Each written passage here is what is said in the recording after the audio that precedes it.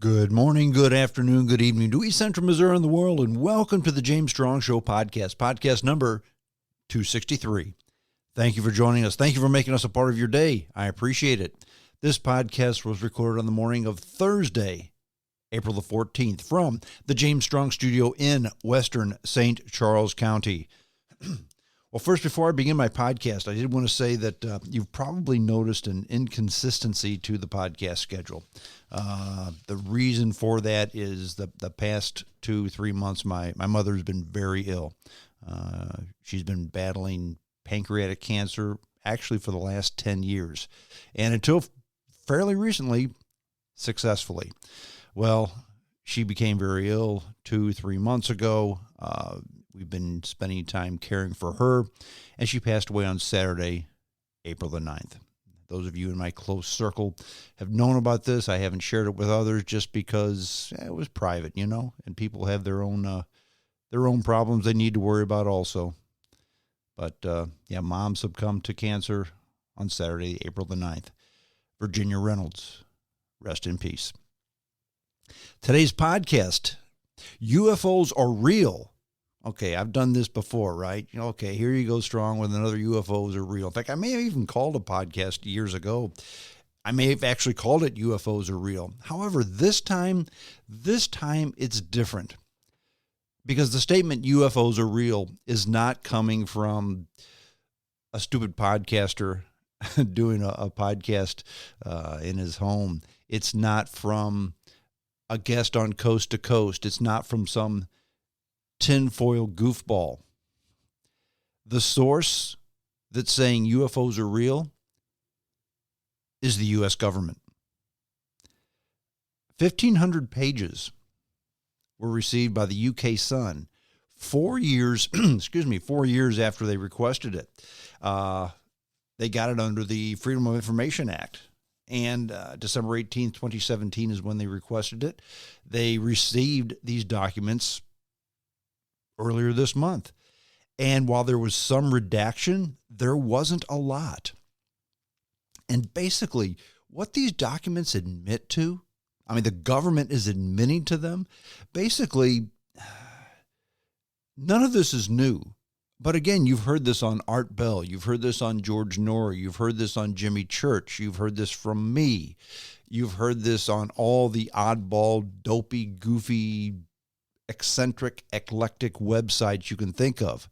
The difference is, while this isn't different, it's coming from the U.S. government. And actually, it's coming from the desk of the Senate Majority Leader, Harry Reid, who has since passed away. We're going to get into that. That's today's essay. UFOs are real. The U.S. government says so. But first, just a little snippet I want to talk about. Nobody's talking about UFOs are real because I think everybody's talking about the war in Ukraine. Everybody's talking about the inflation problems we have in this country, in this world, I should say. Worst inflation in 41 years, I think, is how it was reported, which I think that's pretty accurate. Year to year, March 2022 versus March 2021, I think was 8.2%, something like that, an incredible inflation rate. And while many things are inflated, like cars, homes, travel, most people aren't actively in the market for cars, homes, or travel. Everybody, however, is in the market for food, where we all have to eat, and food prices have gone through the roof. Here's how to beat that inflation. And sticking with the James Strong mantra, the solution to most of these problems, the food inflation problem included, the solution is simple. Implementation, however, may not be easy. Now, how do you beat inflation? 100% you can cut out inflation in your food bill. How do you do it? How about just fixing and eating all the food that you need, and only the food that you need? And you're scratching your head saying, what are you talking about, Strong? I don't even know what you mean by that. In this country, we throw away, depending on the study, 15 to 25% of all the food we make or buy. 15 to 25% of it is thrown in the trash. Now, I will tell you that in our household, we make a conscious effort not to do that. We try real hard not to waste food. I bet we still throw away 10% of what we make, either buy at the restaurant or cook at home, at least 10%. And we try really hard. I know a lot of people out there who probably throw away half of what they make, half of what they buy at a restaurant. They buy a plate, throw the rest of it out, leave it. Cook a bunch of food, it sits in the refrigerator for a week and a half, then they throw it out. That's how you beat inflation. Plan better. Decide what you're going to want. Decide what you're going to eat. And just order that at the restaurant or just cook that for dinner. That's it. I get it. Maybe, I'm going to cook extra because this is going to be dinner for tonight and it's also going to be dinner for next Tuesday. Okay, I get that. That's smart because with people's busy schedules being what they are, you don't always have time to cook. Or at a restaurant, hey, I want this, but I know the portions are huge. You know what? Plan on that being Tuesday night's dinner. Don't throw the food away. Eat the food and only eat the food that you want.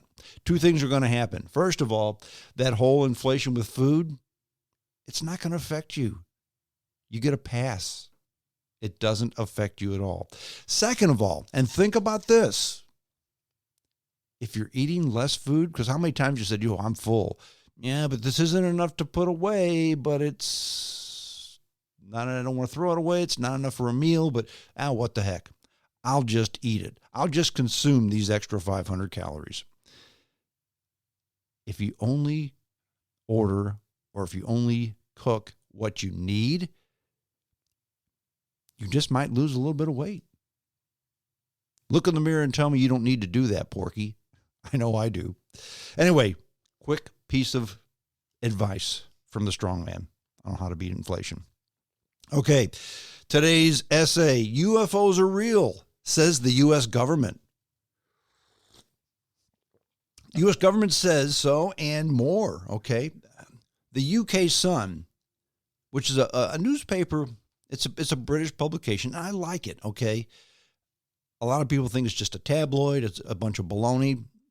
Sometimes, yes, it is. It's a big celebrity paper too. So-and-so, here's a picture of old so-and-so running around in her thong bikini while her boyfriend takes pictures of her, that type of thing. There's a lot of that goes on in that paper as well.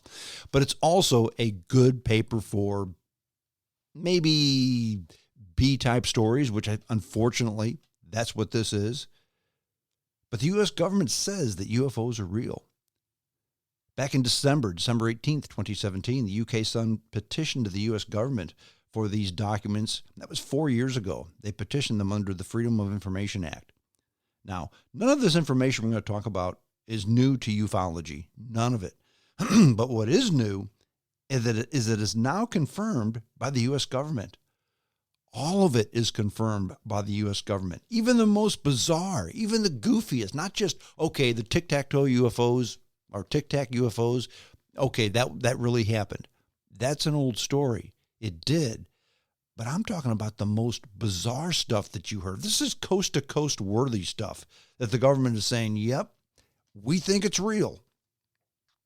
And I'm going to go ahead and talk about this in today's podcast. Now, just a note for today's podcast. We're at the 9-minute mark, 9 minutes and 10 seconds moving forward. Just a note. Some may find this podcast redundant. You might even find it a little bit boring. And you may say, look, Strong, we've heard this all before. And that's true. However, again, please understand, dear listeners, you've heard this all before, but this is not from coast to coast. This is actual confirmation by the U.S. government. And I'm referencing actual documents, government-issued documents about this stuff. Now, I will read the actual account from the UK Sun and the actual letter outlining the ATIP. That's the Advanced Aerospace Threat and Identification Program. The letter from House Majority Leader Harry Reid. Senate Majority Leader Harry Reid. You know, if you get a letter from the Senate Majority Leader of the United States of America, that's a big deal. You can take that to the bank. Now, the big thing about this is the Advanced Aerospace Threat and Identification Program, known as ATIP, and we'll refer to it as ATIP from here on out. It did exist after years of denial. The government said, we never had anything like that. You're making this up. Luis Elizondo said, look, I was kind of in charge of this whole ATIP thing. And the government just belittled him, said, look, not only were you not in charge of it, it didn't exist. You're making stuff up. You were just, you were in the government, but you were, you cleaned the toilets or something like that. You're just making this stuff up. The letter proves, this letter from Senate Majority Leader Harry Reid proves that Luis Elizondo, he was involved after years of denial. How do we know? Because he's listed on the preliminary bigoted list of government personnel. Now, what is the preliminary bigoted list of government personnel? No, that's not a list of all the racists in government. It's not that at all. A bigoted list means, okay, you people are biased. We want you to be biased because we want you to look further in a different way on solving this situation. Now, to me, this story is huge and being underreported. That's why I wanted to do a podcast on it today, okay? Again, none of this is new news. None of this you're going to say, wow, I never heard of that. If you've listened to this podcast, half of the podcasts, you've heard this all before. But here's the difference. This is the U.S. government saying this, not the tinfoil hat crowd. Let's start with the document from the UK Sun, and I'm going to read this as it appeared in the UK Sun, okay? So I want to do this verbatim. I don't want to editorialize at all. The reason I want to do that is because I feel this is too big a deal, too important a deal to editorialize or comment on. I want to read it verbatim so that you can get the actual nomenclature issued by the U.S. government. The UK Sun first requested a copy of all files, reports, or video files reported to the Advanced Aviation Threat Identification Program, ATIP, on December 18th, 2017. We filed a Freedom of Information Act request just days after the existence of the shadowy program had been made public. Finally, after 4 years, the Defense Intelligence Agencies, the DIA, released more than 1,500 documents. It includes government-commissioned scientific reports and letters to the Pentagon regarding the UFO program. The haul includes reports into research on the biological effects of UFO sightings on humans, sets out categorizations of paranormal experiences, and studies into sci-fi-style technology. The DIA, the Department of Defense Spy Arm, says some portions of the documents must be withheld in part due to privacy and confidential concerns. That's the redacted information. But the agency added that the DIA has not withheld any reasonably segregable, non-exempt portions of the records. The bombshell Freedom of Information haul includes reports on the DIA's research into biological effects of UFO sightings on humans. This includes burns, heart problems, sleep disturbances, and even bizarre occurrences such as apparent abductions and unaccounted for pregnancies. Now, the report noted that often these injuries are related to electromagnetic radiation and links them to energy-related propulsion systems. And the report, prepared for the DIA, warns that such objects may be a threat to United States interests. Humans have been found to have been injured from exposures to anomalous vehicles, especially airborne, and when in close proximities, according to the report. The report added that it had 42 cases from medical files and 300 similar